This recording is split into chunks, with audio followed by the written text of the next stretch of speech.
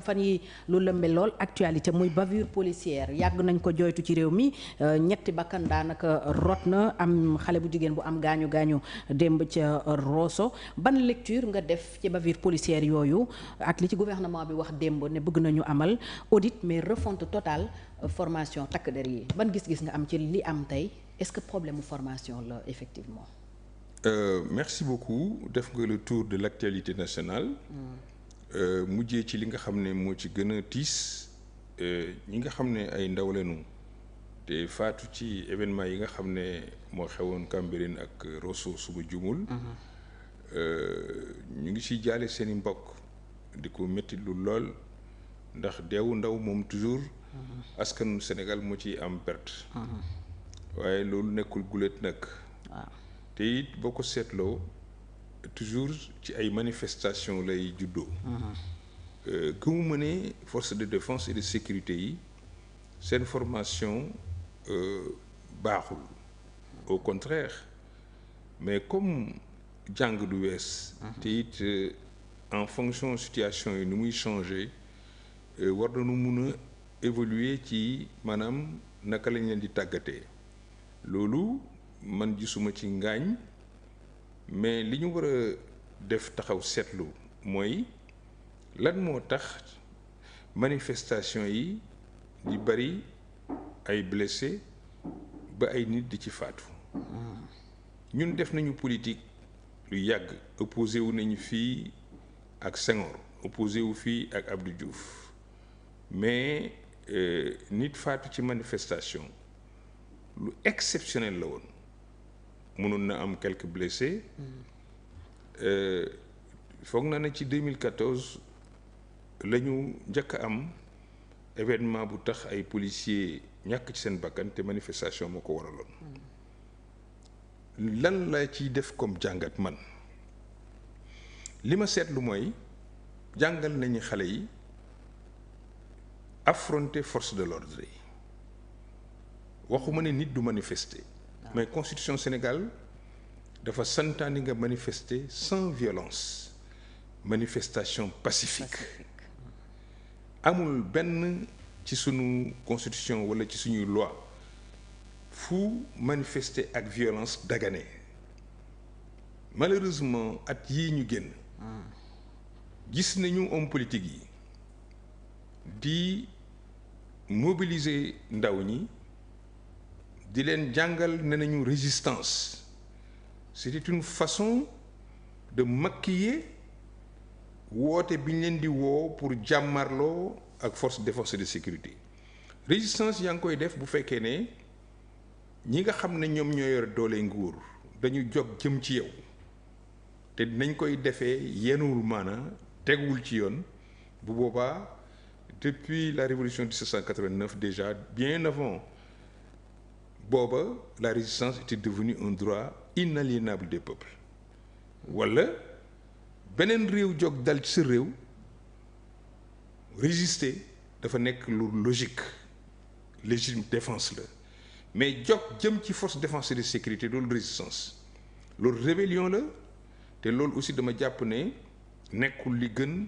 mais dem nañ ba yaakaar ne lu normal la ci réewu Sénégal te loolu politiciens yi ñoo ko dugal ci boppu xale yi bu njëkk dañ daan manifester di dand policiers yi ak gendarmerie yi bu njëkk sax gendarmerie yi bokkuñ ci woon ay centaines wala des kilomètres lañ leen di sore même booy sànni xeer yaa ngi nekk à des centaines de mètres du policier moom li mu am mooy jël grenade lacrymogène taal ko wala sànni ko bu ko defee mu gën a saxaar nit ñi daw tasaaroo léegi dañu dem ba wan xale yi ne leen force de défense et de sécurité bu ngeen di manifester da ngeen di ñëw sës ci ñoom. boo ne politiciens yi. ma ñëw ñan ngay wax. politiciens yi. yépp bépp politicien boo xam ne mas ngaa wax wala mas ngaa jàngal xale yi naka la ñuy xeexee ak force de défense de sécurité ci nga. ok bépp politicien bu mës a jël ndaw ñi def leen chair à canon pour say ambition personnelle ci nga li nga xam ne moom a ñor mooy. analyser la situation ni mu présenté woo sociologiquement sociologue yi ñoom dinañ ko xool mais man sama expérience politique lu ma may mooy nañ daan manifester démb ak ni ñu manifester tey bokkul léegi ndamu ñiy manifester mooy dàqe policiers yi ñoom xamuñ ne policiers yi dawuñu policiers yi li ñuy bañ policiers yi ak gendarmerie yi mooy utiliser la force publique contre ñoom mooy jël ay ngànnaay teg ko ci seen kaw ba gaañ leen ils préfèrent reculer pour éviter affronter population yi nga xam ne ñooy manifester. pour éviter ay victimes. parce que doo ko seetloo jëlal vidéo yi nga seetaan leen dañuy ñëw ba jàkkaarloo nii ak policiers yi di leen joxar bi di jël ay xeer leen ko sànni yor ay cocktail Molotov lu amuloon comme léegi cocktail Molotov am na dañuy gën a am fit di gën a engagé policiers yi ñu leen di jàngal naka la ñuy noyee grenade lacrymogène bu ñuy dem manifestation yenn jumtuwaay lañ war a am ñooñu ils sont préparés pour affronter li ñuy wax affronter être au front comme ni ñu ko waxee université contre les forces de défense et de sécurité loolu moo jur ngaañ mais bu fekkoon ne toll fële toll fii kenn ku nekk ñi di sànni xeer ñi di sànni grenade lacrymogène mun na am yu mel ni du am mais en réalité man je n'absous pas ñi nga xam ne peut-être dañ ci am bavure mais faisons attention pour notre sécurité nous avons besoin soxla nañu alkaati yi ndax ku fi nelaw ba yandoor alkaati moo tax nañu def attention ku fi toog sàcc yi dugguñ sa kër jël say nag wala dem sa gétt jël say nag dem sa tool saccagé ko dugg sa ngét di yàq ko c'est parce que y a des gendarmes yu fi nekk pour mun leen aar bu fekkoon ne tey ñi yor oto yi te respecté wuñ code de la route y avait pas les forces de défense de sécurité konoon musiba dina gën a am ci accident yi ak ci tali bi kon ne versons pas l'eau du bain avec le bébé nañu fexe poser le débat de manière sereine responsabilité yi nga xam ne politiciens yi ñoo ko am ñu mettre leen devant les responsabilités responsabilité yi nga xam ne ndaw ñi ñu war leen jàngat ñoom jàngal leen tàggat leen wax leen exactement seeni droit fu mu yem Abdoulaye Wade commencé woon na loolu ku nekk am nga droit manifester mais bu leen toj bu ngeen bëgg a grève sax takk leen brassard rouge pour wane leen am ngeen naqar yuuxu leen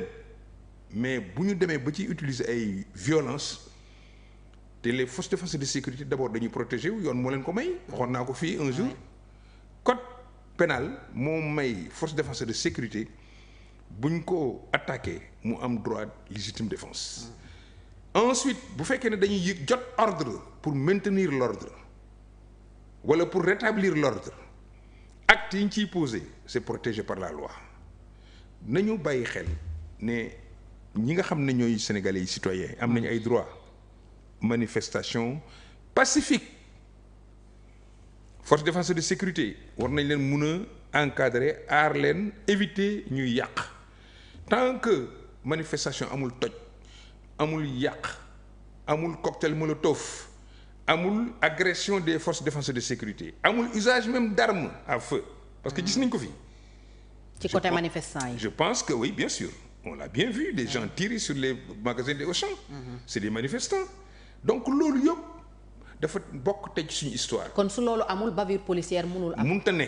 bu amee distance entre les policiers ak les manifestants bavure policière mënul am. c'est parce que les manifestants dañuy affronter les forces de défense et de sécurité ñooñu itam ils sont obligés de se défendre waxuma ne dañuy jël balu fetal tirer ko mën na nekk mais même usage grenade lacrymogène balaa muy exploser wala bu exploser mën na gaañ nit et je pense que j'ai vu une image. je pense démb la ñu ngi masu xale bu jigéen boobu. foog naa benn grenade moo ko défiguré en tout cas moo yàq xar-xaramam. parce que daf certainement bi muy explosé. mun na am ay débris wala yu mel noonu. loolu yëpp lu ko indi mooy jege. bu ñu soriwoon grenade bu tàkkee seen diggante saxaar rek moo fa am. ku ñemee ñëw noy wala ñu jël seen ay. ni ñu koy xati vinaigre yooyu pour éviter am ay di suffoquer. mais manifestation politiciens yi ñoo ko jàngal gune yi la manifestation violente. musul bokk ci une culture d'une démocratie c'est ça la vérité suñ ko waxul bu ëllëgee ñu bàyyi cycle bi mu continuer dañuy yaakaar ne ku war a am lu la naqari moo xam ci politique la wala au plan social wala au plan économique nga utiliser la violence pour am dëgg non mën nga manifester ba pouvoir bi xam ne ñii kontaanuñu mën nga manifester j'ai vu des manifestations pacifiques qui ont fait tomber des régimes te fekk di nga tëjal pourquoi ñu bëgg a utiliser la violence. kon solution bi état bi waru ko seet rek ci formation wu takk der yi.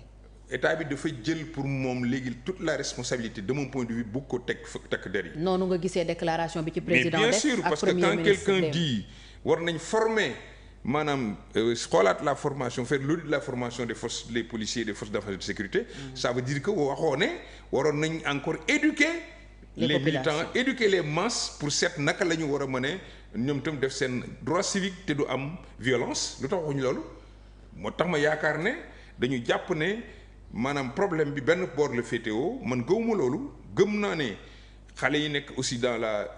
force de défense et de sécurité c'est des jeunes comme ñoom. ñu ci bari tey dañ commencé jóge armée rek ñu dugal leen ci GMI wala ñu dugal leen gendarmerie ñu nekk ay auxiliaire ñoom ñoo nekkoon ci mbedd bi ñoom ñoo mujj nekk ci police bi. peut-être ñoo bokk jikko ci xadar ak yu mel noonu. mais autant war nañu former policiers yi davantage pour leur jox leen yeneen rudiments yu bees en fonction des situations nouvelles comme ni ma ko waxee. ni mu changé maanaam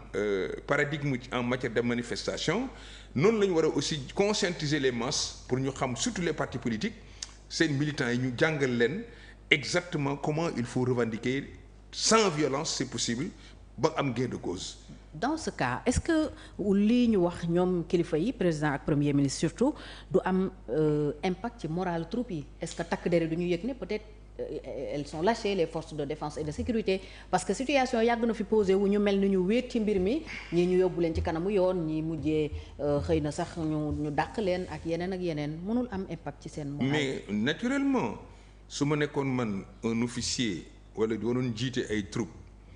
ma dégg boobu commentaire wala boobu position des autorités politiques damay jàpp ne man tort bi yëpp mën nañ ko teg mën nga tiit. waaw moo tax il faut éviter de retomber dans les travers mas na fi am bu nit ñi fàtte ne raje nañ fi police yëpp ci ay événement fu mu jóge woon benn policier bu ñu sanctionné woon pour yu mel nii mu jur lu mel ne l'affaire Baba Ndiaye. merci donc yooyu waxuma ne waruñu mettre la police la gendarmerie les forces de défense de sécurité les magistrats ñëpp ñi nga xam ne dañ leen jox ay responsabilités de service public pour ñu respecter les droits des personnes les droits de l'homme dañ ko war a respecter mais bu ñu démoraliser les troupes par certains discours am na yenn mesures politiques yoo xam ne boo koy jël je pense que war nañ ko mën a jël en interne que mu bañ a nekk genre wax ko ñëpp dégg ko pour peut-être faire plaisir à un groupe contre un autre groupe loolu aussi c'est pas une démarche qui me semble être responsable il faut que ñu xam que le Sénégal benn bopp la que responsabilité ñuy war a gérer état bi bu mag la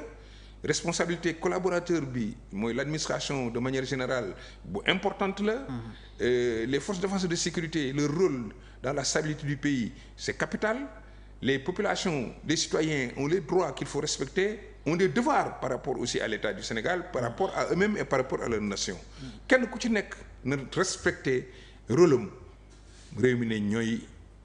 alors premier ministre la ñuy desal ndax barki démb def na benn sortie wax ci leneen lu mu jàppee problème mu réew mi muy justice li mu ci wax yépp dégg nañu ko mais bu kilifa gu toll noonu waxee problème mu Sénégal justice la yow homme d'État naka nga koy déggee. yaakaar naa yemul ci problème Sénégal justice la.